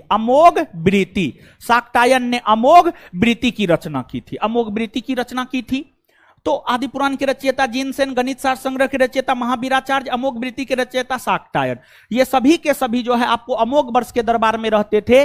और अमोघ वर्ष जैन धर्म को मानता था। और आप सभी लोग जानते हैं कि जैन धर्म में संलेखना या संथारा विधि से प्राण का त्याग किया जाता है। भूखे प्यासे रहकर प्राण का त्याग किया जाता है। स्थल समाधि लेकर प्राण का त्याग किया जाता है। जल समाधि लेकर प्राण का त्याग किया जाता है। कुल मिलाकर के शरीर को कष्ट देकर के प्राण का परित्याग करना है। महावीर स्वामी भी अपने शरीर को काफी कष्ट देते थे, समझ गए? अपने शरीर को काफी कष्ट देते थे। अपना बाल अपना हाथ से नोच लेते थे, सब चीज, समझ गए? तो काफी कष्ट देकर के प्राण को त्यागना ही जो है आपको संलेखना या संथारा विधि कहलाता है। तो ये जो अमोघ वर्ष है, अमोघ वर्ष जो है तुंगभद्रा नदी में जल समाधि लेकर अपने प्राण का त्याग किया था। तुंगभद्रा नदी में जल समाधि लेकर जल समाधि लेकर अपने प्राण का त्याग किया था। तुंगभद्रा नदी में जल समाधि लेकर जो है अपने प्राण का त्याग अमोघवर्ष ने किया था। अमोघवर्ष के बाद जो है इस राजवंश के एक अगले शासक हुए थे इंद्र तृतीय। इंद्र तृतीय, और जो इंद्र तृतीय है, इंद्र तृतीय के शासनकाल में अरबी यात्री अल मसूदी भारत आया था। अरबी यात्री अल मसूदी भारत आया था। इंद्र तृतीय के बाद जो है अगले शासक है आपको कृष्ण तृतीय। कृष्ण तृतीय, कृष्ण तृतीय, और जो कृष्ण तृतीय है, कृष्ण तृतीय के विषय में कहा जाता है कि कृष्ण तृतीय ने 949 ईस्वी में तकोल्लम के युद्ध में, 949 ईस्वी में तकोल्लम के युद्ध में चोल शासक परांतक प्रथम को पराजित किया था। तकोल्लम के युद्ध के विषय में चर्चा किए थे, याद है कुछ? याद है? तो यहां पर सीधा एक लाइन में बता दिए हैं, समझ गए, अपना याद रखिए, हम पहले चर्चा कर चुके हैं। तकोल्लम का युद्ध जो कि 948-49 ईस्वी में हुआ था चोल वंश और राष्ट्रकूट वंश के बीच। चोल शासक परांतक प्रथम भाग ले रहे थे, राष्ट्रकूट शासक कृष्ण तृतीय भाग ले रहे थे। इसमें कृष्ण तृतीय की जीत हुई थी, परांतक प्रथम की हार हुई थी। परांतक प्रथम की हार हुई और तकोल्लम के युद्ध की हार ने चोलों के प्रतिष्ठा को दांव पे लगा दिया था। तकोल्लम के युद्ध की हार ने चोलों के प्रतिष्ठा को दांव पर लगा दिया था और उस प्रतिष्ठा को लौटाने का काम राजराज प्रथम ने किया था और बाद में जाकर राजेंद्र प्रथम ने भी किया था, समझ गए। तो तकोल्लम के युद्ध में कृष्ण तृतीय ने इनको पराजित किया। साथ ही साथ जो आप नाम सुने हैं पंप, पोन और रन्ना, जो कि कन्नड़ साहित्य के त्रिरत्न हुआ करते थे। जो पोन है, समझ गए, पोन जिन्होंने शांति पुराण नामक ग्रंथ की रचना की थी। शांति पुराण नामक ग्रंथ की रचना की थी। ये जो है आपको कृष्ण तृतीय के दरबार में रहा करता था और कृष्ण तृतीय के विषय में कहा जाता है कि इन्होंने तमिलनाडु के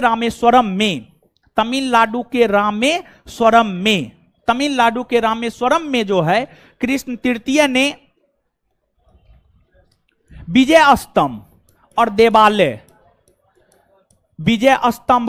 देवालय का निर्माण किया था। विजय स्तंभ और देवालय का निर्माण किया था। इसके बाद भी और भी कई सारे शासक हुए, लेकिन राष्ट्रकूट वंश के जो अंतिम शासक है, राष्ट्रकूट वंश के अंतिम शासक के तौर पर चर्चा मिलता है आपको कर्क द्वितीय का चर्चा मिलता है। और जो कर्क द्वितीय है, कर्क द्वितीय की हत्या तेलप द्वितीय ने कर दिया। जो कर्क द्वितीय है, कर्क द्वितीय की हत्या किसने कर दिया? तेलप द्वितीय ने। कर्क द्वितीय की हत्या तेलप द्वितीय ने कर दिया और तेलप द्वितीय ने राष्ट्रकूट वंश के स्थान पर कल्याणी के चालुक्य वंश की स्थापना की।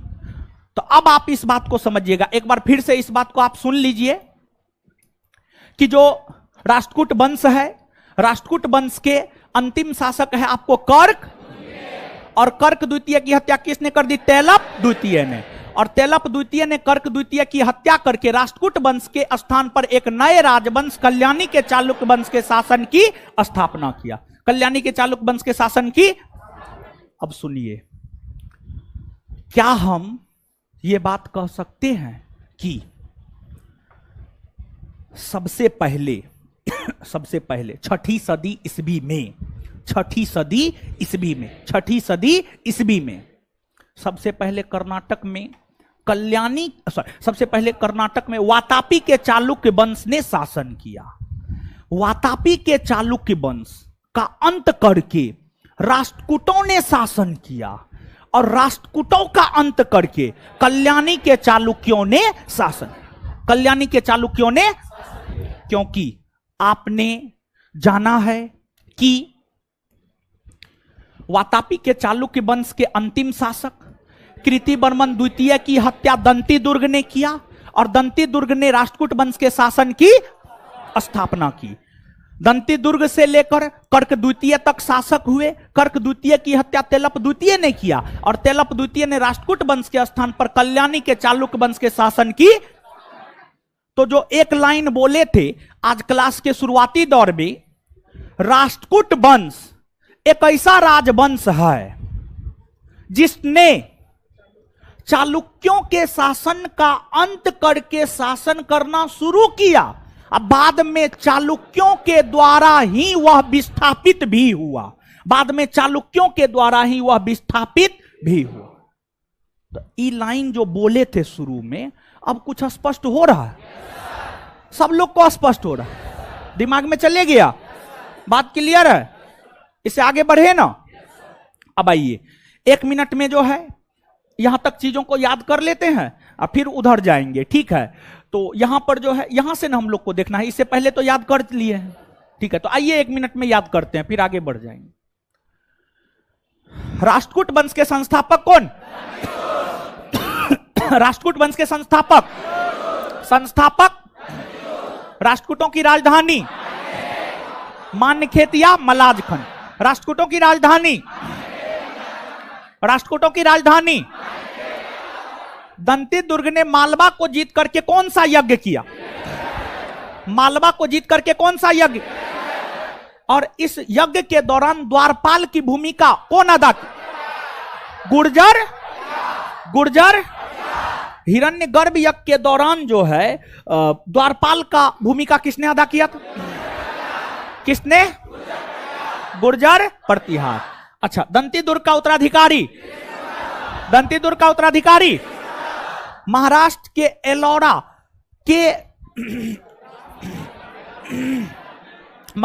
एलोरा के कैलाशनाथ मंदिर का निर्माण किसने करवाया? यह मंदिर कौन शैली में निर्मित है? कौन शैली में? कांची के कैलाशनाथ मंदिर का निर्माण है क्या? नरसिंह वर्मन द्वितीय। चलिए, राष्ट्रकूट वंश के कौन प्रथम शासक हुए जिसने कन्नौज को लेकर हो रहे त्रिपक्षीय संघर्ष में भाग लिया? कौन? राष्ट्रकूट वंश के कौन शासक हुए जिन्होंने कन्नौज को लेकर हो रहे त्रिपक्षीय संघर्ष में भाग लिया? ध्रुव या धारावंश। 8वीं सदी का भारत का सबसे प्रमुख शहर, और इसी को लेकर ना त्रिपक्षीय संघर्ष हो रहा था। त्रिपक्षीय संघर्ष 8वीं सदी में किसको लेकर हो रहा था? त्रिपक्षीय संघर्ष किसको लेकर हो रहा? और कितने राजवंशों के भी याद रखने का ट्रिक, पासे, पाल, पासे, रसे। अच्छा, इस संघर्ष की शुरुआत किसने किया? सबसे ज्यादा बार जीत हुई राष्ट्रकूटों की, सबसे ज्यादा बार जीत हुई, सबसे ज्यादा बार हार हुई। अंतिम रूप से कन्नौज पर अधिकार किसका हुआ? अंतिम रूप से कन्नौज पर अधिकार गुर्जर। अंतिम रूप से कन्नौज पर अधिकार गुर्जर प्रतिहार, ठीक है। और राष्ट्रकूट वंश के सबसे महान शासक राष्ट्रकूट वंश के सबसे महान शासक है अमोघ वर्ष का शासनकाल 814 से 800। अच्छा, अमोघ वर्ष कौन धर्म को मानता था?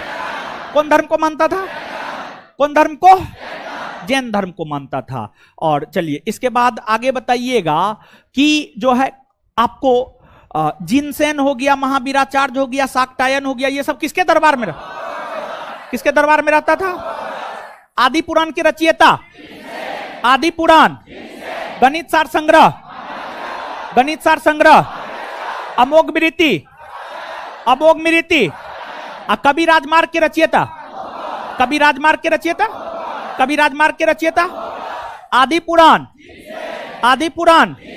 गणित सार संग्रह, अमोघ मृति, कवि राजमार्ग के रचयिता। कौन ऐसे शासक थे जो तुंगभद्रा नदी में जल समाधि लेकर अपने कौन किया था? अमोघ वर्ष। अरबी यात्री अल मसूदी किसके समय भारत है? किसके समय? चलिए, तो कोल्लम के युद्ध में किस राष्ट्रकूट वंशी शासक ने चोल शासक परांतक प्रथम को पराजित किया? तो तकोल्लम के युद्ध में किस राष्ट्रकूट वंशी शासक ने चोल वंश के शासक परांतक प्रथम को पराजित किया? पौंड किसके दरबार में रहता था? कन्नड़ भाषा साहित्य के महान विद्वान पौंड किसके दरबार में रहता था? शांति पुराण के रचयिता। रामेश्वरम में विजय स्तंभ और देवालय का निर्माण किसने करवाया? कृष्ण। राष्ट्रकूट वंश के अंतिम शासक कर्क द्वितीय की हत्या किसने कर दी? तेलप और कर्क द्वितीय की हत्या तेलप द्वितीय ने कर दी और राष्ट्रकूट वंश के स्थान पर कौन वंश के शासन की नींव डाली? कल्याणी के। अब देखिए इस प्रकार से जो है तेलप द्वितीय शासन करना शुरू किया। तेलप द्वितीय शासन करना शुरू किया।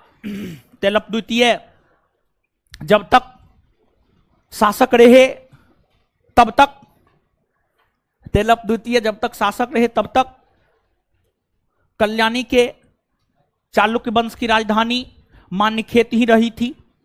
तेलप द्वितीय के बाद अगले शासक बने थे सोमेश्वर प्रथम। सोमेश्वर प्रथम ने अपनी राजधानी कल्याणी को बनाया। कल्याणी स्थान है कर्नाटक में है। तो कल्याणी के चालुक्य वंश के शासक सोमेश्वर प्रथम ने अपनी राजधानी कल्याणी को बनाया और सोमेश्वर प्रथम बार बार चोल शासकों से पराजित हो रहा था। जब कल्याणी के चालुक्य वंश के शासक सोमेश्वर प्रथम थे तो तमिलनाडु और केरला के क्षेत्र में जो है चोलों का शासन था। चोलों से बार बार ये पराजित हो रहा था, जिस वजह से इन्होंने तुंगभद्रा नदी में डूबकर आत्महत्या कर ली।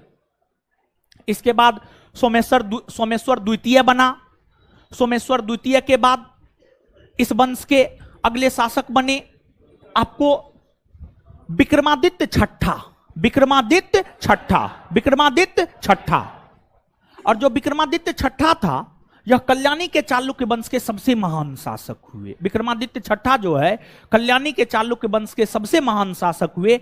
उन्हीं के दरबार में विल्हन और विज्ञानेश्वर रहता था। विल्हन जिन्होंने विक्रमांक देवचरित की रचना की है और विज्ञानेश्वर जिन्होंने मिताक्षरा की रचना की है, ये दोनों विद्वान जो है आपको विक्रमादित्य छठा के दरबार में ही रहता था।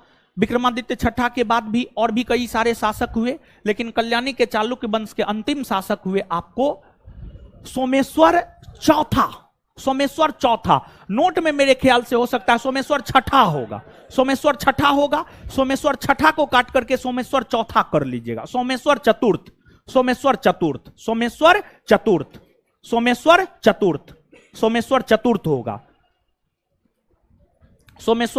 होगा। समझ गए? इसके बाद जो है आपको बेंगी का चालुक्य है, इसका बहुत ज्यादा महत्व है नहीं।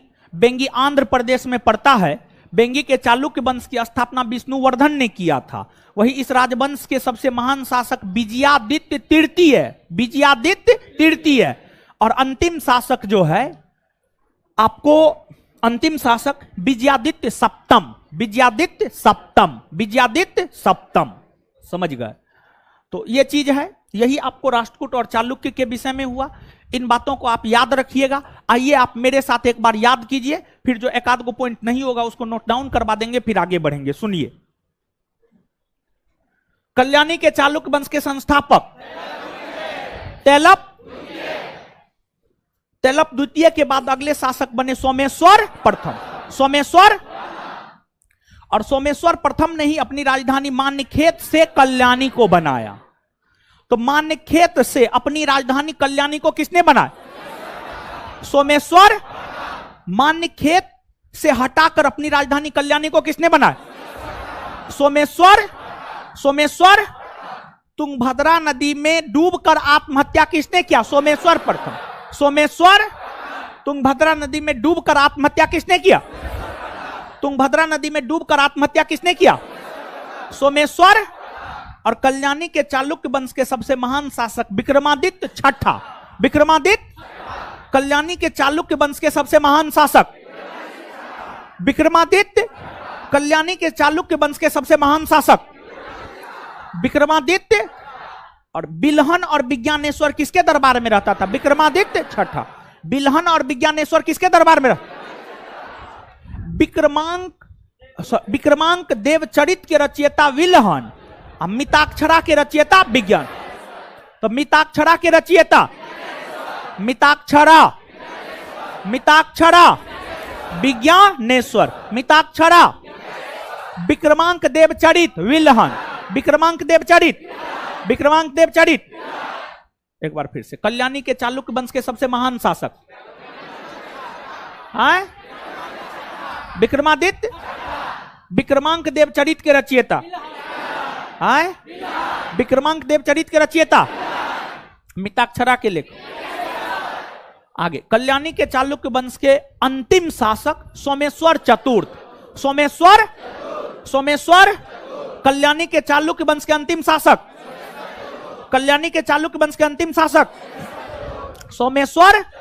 इसके बाद वेंगी, वेंगी कहां है? आंध्र प्रदेश। वेंगी कहां है?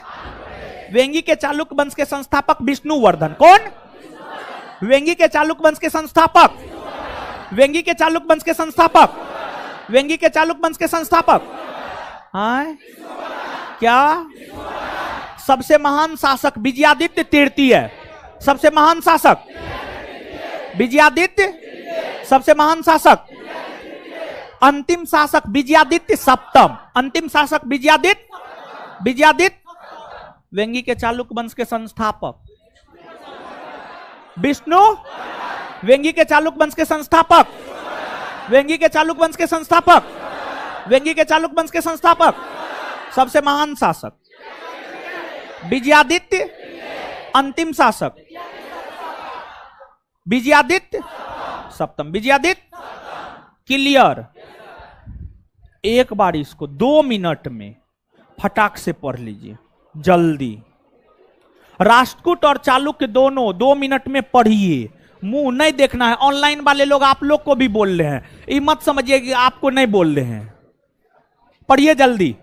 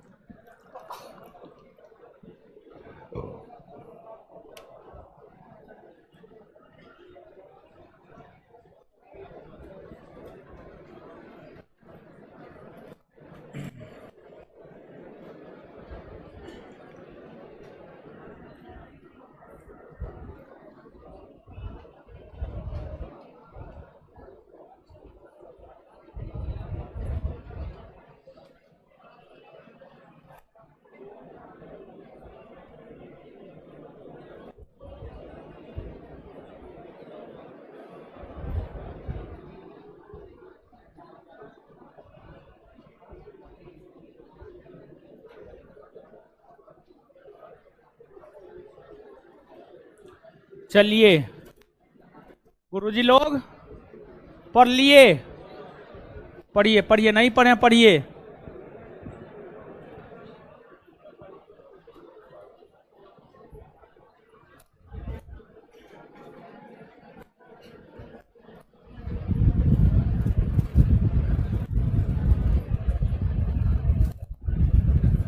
बतियाना नहीं है, लड़की सब पढ़ना है। मुंह तोड़ देंगे हम बतियाइएगा तो।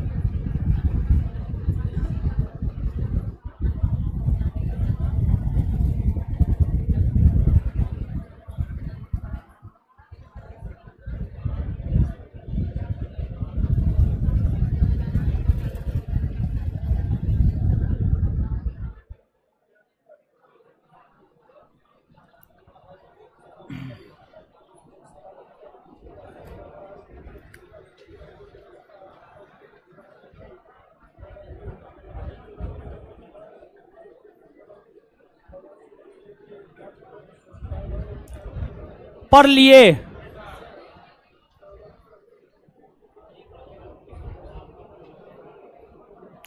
जो सुधार करना था कर लिए है ना? हमको नहीं करवाना होगा? कोई कंफ्यूजन नहीं ना है? बोलिए, नहीं ना है? चलिए, इससे आगे क्या है? पाल वंश। आगे एक क्लास में पाल वंश, सेन वंश, कश्मीर, ये तीनों, और एक क्लास में राजपूत। ठीक है, राजपूतों की चर्चा तो मध्यकाल में भी होगा। ठीक है, मध्यकाल में भी जगह जगह राजपूतों की चर्चा होगी।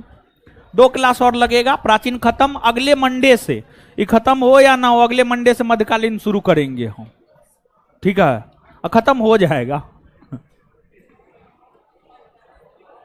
अगले मंडे से मध्यकालीन भारतीय इतिहास की शुरुआत होगी आपके बैच में। और प्राचीन का ऑब्जेक्टिव नहीं करवाएंगे, फाउंडेशन बैच में जो करवाएंगे वो वीडियो आपके बैच में अपलोड करवा देंगे। ठीक है, ई करवा देंगे।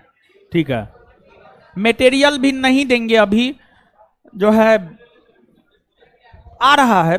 ठीक है, अभी प्राचीन का ऑब्जेक्टिव नहीं होगा ऑफिस में। पुराना वाला लिए हैं तो उसमें थोड़ा बहुत गलती है उसमें। ठीक है, हाँ ठीक है, देखेंगे। प्राचीन का ऑब्जेक्टिव हम नहीं करवाएंगे, हम बोल रहे हैं तो समझ में नहीं आ रहा है। आधुनिक का ऑब्जेक्टिव भी करवाएंगे हम। ठीक है, प्राचीन और मध्यकालीन का ऑब्जेक्टिव उतना ज्यादा जरूरी ना है जी। ऑब्जेक्टिव आ जाएगा, जल्दी आ जाएगा। चलिए, शांत रहिए। अब इससे आगे अगले क्लास में पढ़ेंगे, बैठे रहिए। होमवर्क क्या सब था? सबसे पहले अथी दीजिए। तो आपके बैच में फट्टा बहुत दिन से नहीं चला है फट्टा लाइए हो। कहां चला है? कब चला है? चला है? आपके बैच में नहीं चला है, दूसरे बैच में चला है। आपके बैच में नहीं चला है फट्टा लाइए, फट्टा। हाँ लाइए। कब चला है फट्टा? नहीं चला है। दीजिए, होमवर्क पूछेंगे, दीजिए।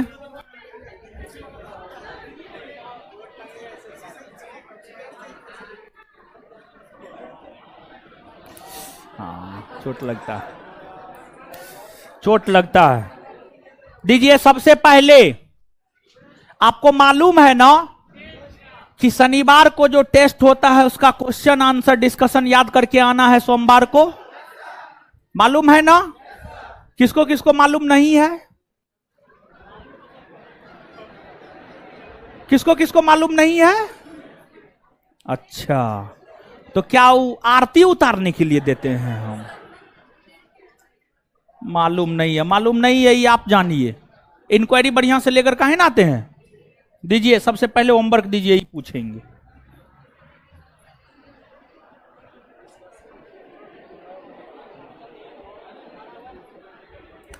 अभिधम पीटक की रचना किस बोध संगीति के दौरान हुई? है? बैठ जाइए।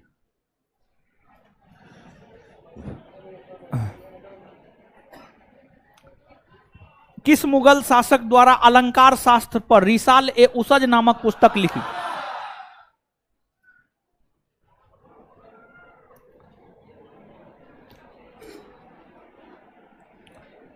किस मृदा में मृदा संस्तर नहीं पाया जाता?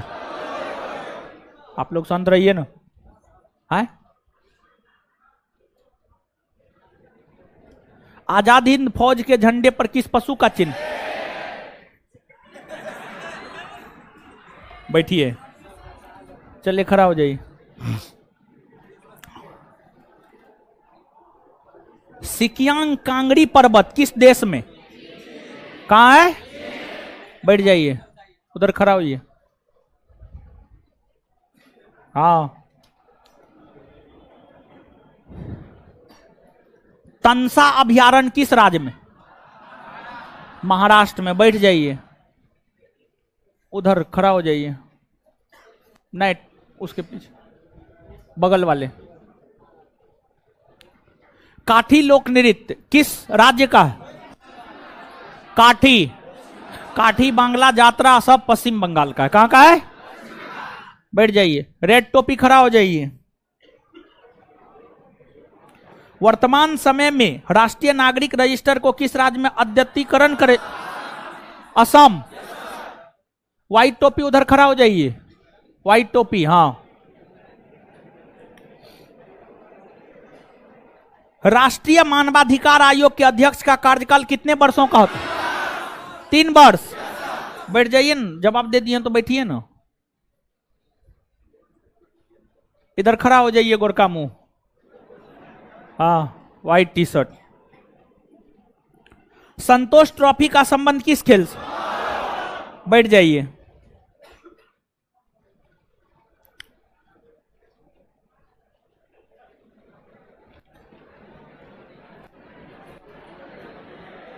खड़ा हो जाइए। है, हल्ला मत कीजिए, मार खा लीजिएगा नहीं तो। छोटी आंत का अग्रभाग क्या कहलाता है? हाँ, अमाशय। क्या कहलाता? ग्रहणी ना, ग्रहणी ना।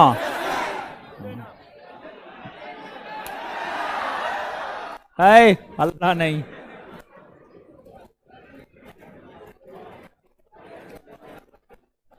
हिरण का वैज्ञानिक नाम क्या है? ऑप्शन देते हैं, सुनिए। ABCD में मारना है, बोलना ना है। आप लोग नमत मत बोलिएगा। रूस बर्स डवासेली, बर्स इंडिकस, केनीरे, सर्वस एलाइफस। है, ये होगा। उल्टा बोल, ऑप्शन याद की है, ऑप्शन उलट के बोले नानी याद आ गया। हाथ हटाइए आप अपना, हल्ला मत कीजिए, पीछे भी जा रहे हैं। खड़ा हो जाइए, खड़ा होइए। जब बर्फ पिघलती है तो उसके आयतन पर क्या प्रभाव पड़ता है? हाँ? बढ़ता है, बढ़ता है। बैठ जाइए।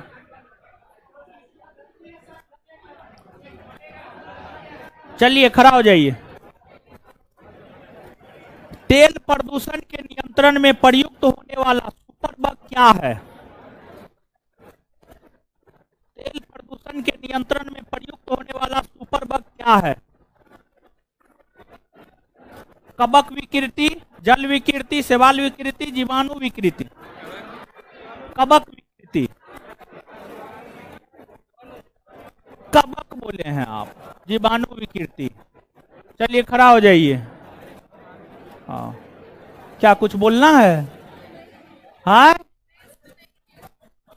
नहीं आते हैं, आगे नहीं दिए थे। हाँ, क्या काहे नहीं पता था? पता रहना चाहिए ना। लीजिए, आप उसी के लिए मार खाइए। पहले पता रहना चाहिए। काहे ऐसे करते हैं? आदमी जैसे कीजिए। खड़ा हो जाइए।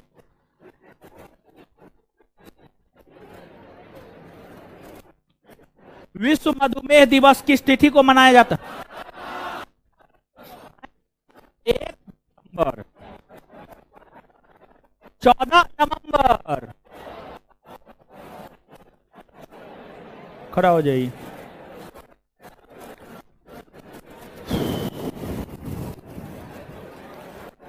प्रोड्यूसर गैस किसका मिश्रण है? CO+। खड़ा हो जाइए। मंच 2023 शिखर सम्मेलन कहाँ आयोजित किया गया? बैठ जाइए, खड़ा हो जाइए। है,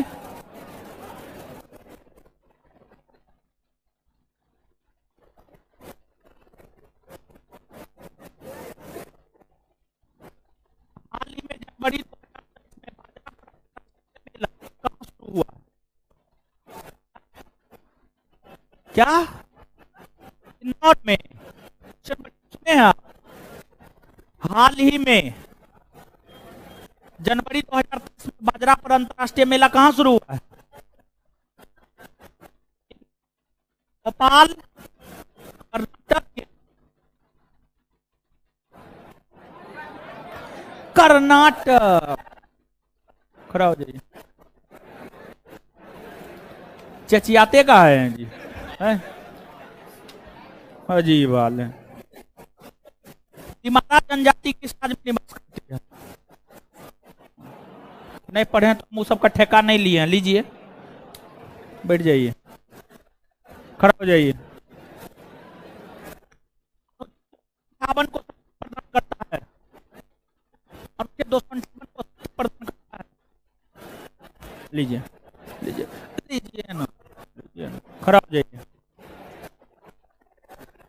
रत्नागिरी लोहायस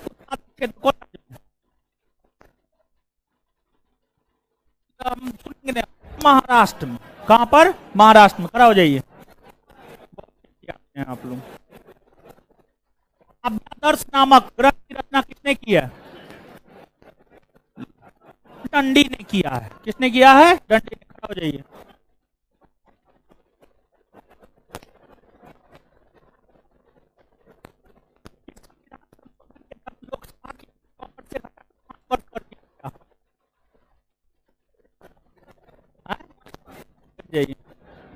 चलिए चलिए आगे आ जाइए, लीजिए तो। इसमें क्या सब था? 1 से लेकर 43 तक ना। आगे है पूरा, पूरा करके आइएगा। इसमें एक आध गो एरर है, वो अगले क्लास में हम सुधार भी करवा देंगे, ठीक है? अगले क्लास में पूछ देंगे। आगे क्या है, दीजिए। क्या था?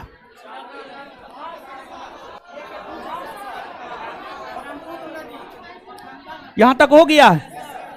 भूगोल घटना चक्र में 6 नंबर में 1 2 दे दिए थे, गंगा नदी और ब्रह्मपुत्र नदी। दक्षिण भारत की नदी, अन्य नदियां, नदियों के किनारे बसे शहर, जलप्रपात और झील। ये पूरा कर लीजिएगा। होमवर्क समझ में आता है ना जी? हाँ तो करके आइएगा, अगले क्लास में पूछेंगे। पूर्वावलोकन भूगोल 6 में गंगा नदी ब्रह्मपुत्र नदी तन दे दिए थे। उससे आगे है दक्षिण भारत की नदी, अन्य नदियां, नदियों के किनारे स्थित नगर, प्रपात और झीलें। ठीक है, ये है, ये करके आइएगा, अगले क्लास में पूछेंगे। क्या? कौन बुक नहीं मिल रहा? पूर्वावलोकन और टेलीग्राम पर दिए हैं, नहीं देखे हैं? टेलीग्राम पर दिया हुआ है। अरे टेलीग्राम पे दिया हुआ है, क्या नौटंकी बतियाते हैं आप लोग? जाकर के उसका फोटोकॉपी निकाल लिए, पढ़िए। बुक नहीं मिल रहा, ये सब बहाना है, बुक नहीं मिल रहा है। ठीक है, चलिए, धन्यवाद। इधर से निकल जाइए सब लोग, इधर से निकलिए। लड़की लोग, लड़का को निकलने दीजिए, तब निकलिएगा। फालतू का बीच में आकर के नौटंकी करते हैं आप लोग। लड़की लोग बैठे रहिए, लड़का को निकलने दीजिए, तब निकलिएगा। खुश रहिए। लड़का निकलेगा, उसके बाद लड़की सब निकलेगी। खुश रहिए। लड़का निकलेगा तब लड़की निकलेगी। खुश रहिए, खुश रहिए। लड़का को निकलने दीजिए पहले। खुश रहिए। कोई लड़की बीच में नहीं आएगी। खुश रहिए।